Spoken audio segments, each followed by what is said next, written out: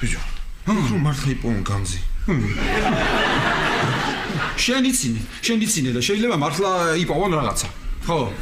მე რა ჩვენ წილი არ გეკუთვნის. რა წილი გეკუთვნის? შენ რა წილი? გამატარე შენ შემოგევლე რა, მომიშალე ნერვები უკვე. აჰა, გარემოს დამცველი და გარემოსგან დასაცავი მოვიდნენ.